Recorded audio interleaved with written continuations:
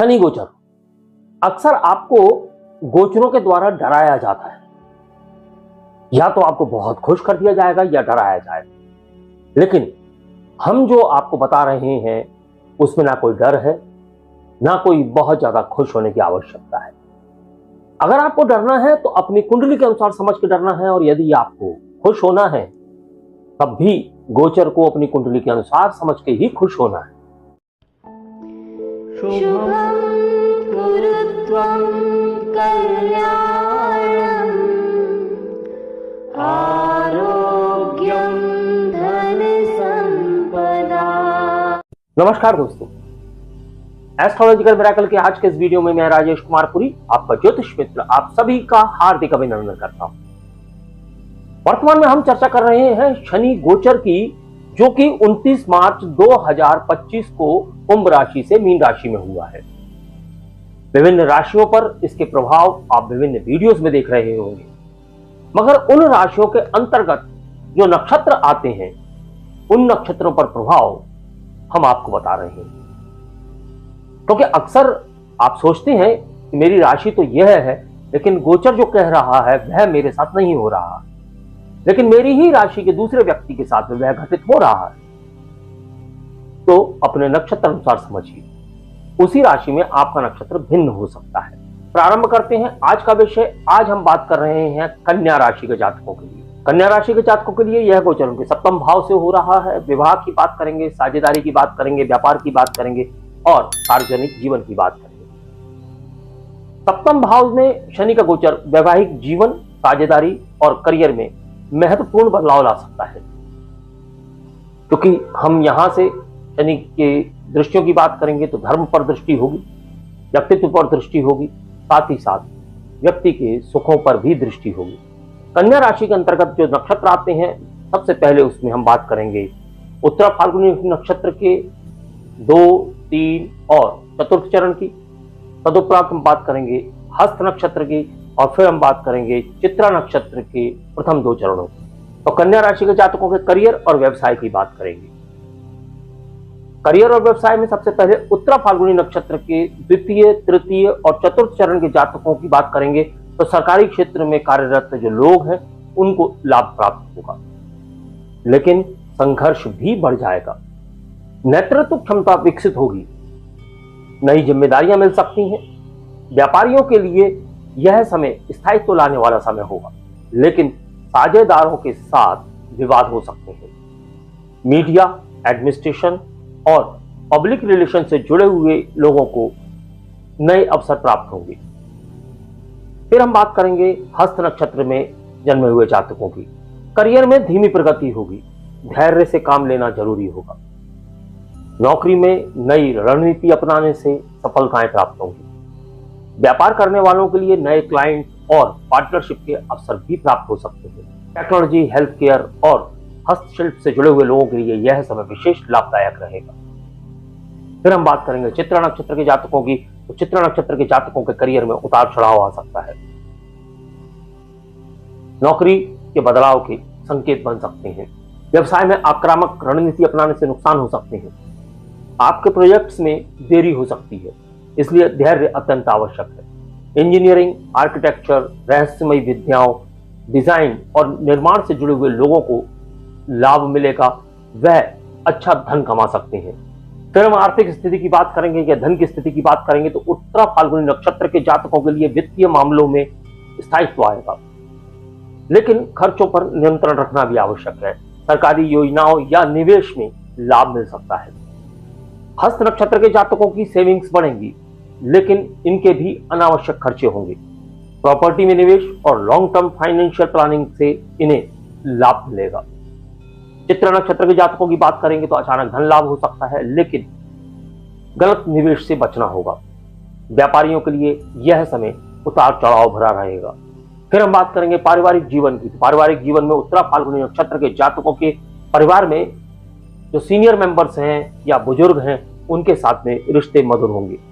घर में धार्मिक आयोजन होने के भी संकेत प्राप्त हो रहे हैं। हस्त नक्षत्र के जातकों के पारिवारिक जीवन में सामंजस्य रहेगा, लेकिन संतान से जुड़े हुए कार्यों में कहीं चिंताएं हो सकती हैं। माता पिता के स्वास्थ्य का भी ध्यान रखना अत्यंत आवश्यक है। चित्रा नक्षत्र के जातकों के जीवन में पारिवारिक विवाद की स्थितियां बन रही हैं। किसी भी प्रकार की बातचीत में संयम बरतना आवश्यक होगा। भाई बहनों के साथ संबंधों में भी तनाव आने के योग दिखाई दे रहे हैं। फिर हम बात करेंगे प्रेम और वैवाहिक जीवन की। तो उत्तरा फाल्गुनी नक्षत्र के जातकों के जीवन में यदि हम प्रेम संबंधों की बात करें तो प्रेम संबंधों में स्थायित्व आएगा, विवाह के योग बन सकते हैं। और यदि हम विवाहित जातकों की बात करेंगे तो विवाहित जातकों के लिए यह समय चुनौतीपूर्ण रह सकता है, लेकिन धैर्य रखने से धीरे धीरे सब ठीक होने की भी संभावनाएं हैं। फिर हम हस्त नक्षत्र के जातकों की बात करेंगे तो हस्त नक्षत्र के जो प्रेमी हैं उनके लिए यह समय अनुकूल रहेगा, लेकिन भावनात्मक अस्थिरता से बचना अत्यंत आवश्यक है। और जो विवाहित जातक हैं उनके वैवाहिक जीवन में तालमेल बनाना अत्यंत आवश्यक है। आपसी बातचीत में, कम्युनिकेशन में पारदर्शिता भी आवश्यक होगी। चित्रा नक्षत्र के जातकों की बात करेंगे तो प्रेम संबंधों में गलतफहमियां उत्पन्न होने की योग बन रहे हैं। किसी भी तीसरे व्यक्ति के हस्तक्षेप से आपको बचना होगा। और यदि शादीशुदा लोगों की बात करें तो वैवाहिक जीवन में शादीशुदा लोगों को अपने जीवन साथी की भावनाओं को समझने की अत्यंत आवश्यकता होगी, क्योंकि विवाद बढ़ने की संभावनाएं भी दिख रही हैं। फिर हम बात करेंगे स्वास्थ्य की। तो उत्तरा फाल्गुनी नक्षत्र के जातकों को जोड़ों और हड्डियों से जुड़ी हुई समस्याएं आ सकती हैं। डायबिटीज और हार्ट से जुड़ी समस्याओं का भी विशेष ध्यान रखें। हस्त नक्षत्र के जातकों की बात करेंगे तो इम्यून सिस्टम कमजोर हो सकता है। डाइट और एक्सरसाइज का ध्यान रखें। पेट और गैस से जुड़ी समस्याएं उत्पन्न हो सकती हैं। चित्रा नक्षत्र के जातकों की बात करेंगे तो चोट लगने की संभावनाएं दिख रही हैं या किसी प्रकार की सर्जरी भी हो सकती है। क्रोध और मानसिक तनाव से बचने की आवश्यकता होगी। ध्यान करने से मानसिक संतुलन बना रहेगा। फिर हम बात करें कन्या राशि के छात्रों की, यानी जो जातक किसी प्रकार की शिक्षा में हैं या प्रतियोगी परीक्षाएं दे रहे हैं उनके लिए। तो उत्तरा फाल्गुनी नक्षत्र के जो जातक हैं सरकारी परीक्षाओं में सफलता मिलने की संभावनाएं उनकी बनी हुई है। उच्च शिक्षा के लिए विदेश जाने के योग भी बन सकते हैं। हस्त नक्षत्र के जातकों की बात करेंगे तो प्रतियोगी परीक्षाओं में कठिनाई हो सकती है। मेहनत बहुत अधिक करनी होगी। ध्यान केंद्रित करने की आवश्यकता होगी, यानी एकाग्रता बढ़ाने की आवश्यकता होगी। और एकाग्रता बढ़ाने के लिए ध्यान एवं योग करने की भी आवश्यकता होगी। फिर हम चित्रा नक्षत्र के जातकों की बात करेंगे या छात्रों की बात करेंगे तो शिक्षा में संघर्ष दिखाई दे रहा है। अंततः सफलता प्राप्त होगी। टेक्निकल और डिजाइनिंग फील्ड से जुड़े हुए जो छात्र हैं उनके लिए यह समय बेहद अच्छा रहेगा। फिर हम बात करेंगे कन्या राशि के जातकों की आध्यात्मिकता और मानसिक स्थिति की। तो उत्तरा फाल्गुनी नक्षत्र के जातक धार्मिक और आध्यात्मिक गतिविधियों में अपनी रुचि बढ़ाएंगे। किसी गुरु या मार्गदर्शक से उन्हें सहायता मिल सकती है। हस्त नक्षत्र के जातकों की बात करेंगे तो मानसिक शांति पाने के लिए यह योग और ध्यान करने की ओर अग्रसर हो सकते हैं।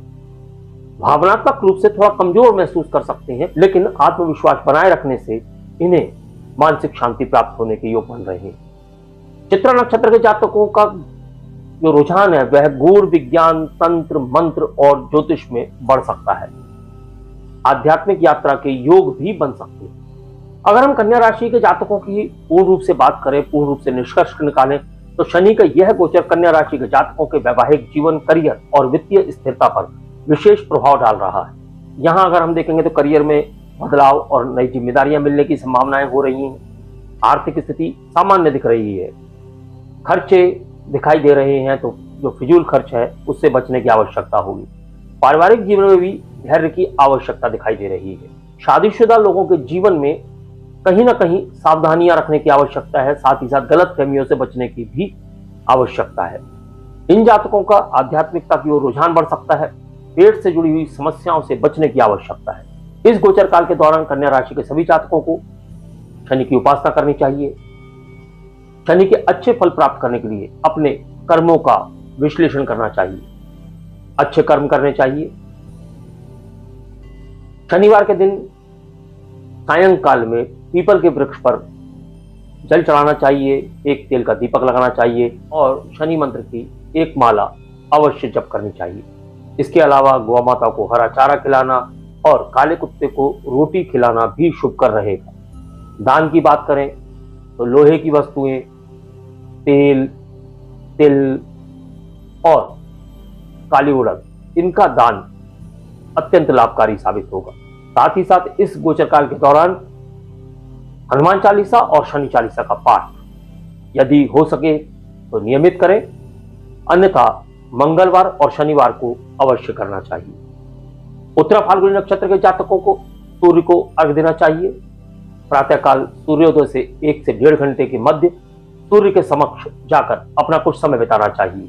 हस्त नक्षत्र के जातकों को पूर्णिमा के दिन चंद्र को खीर का अर्घ देना चाहिए।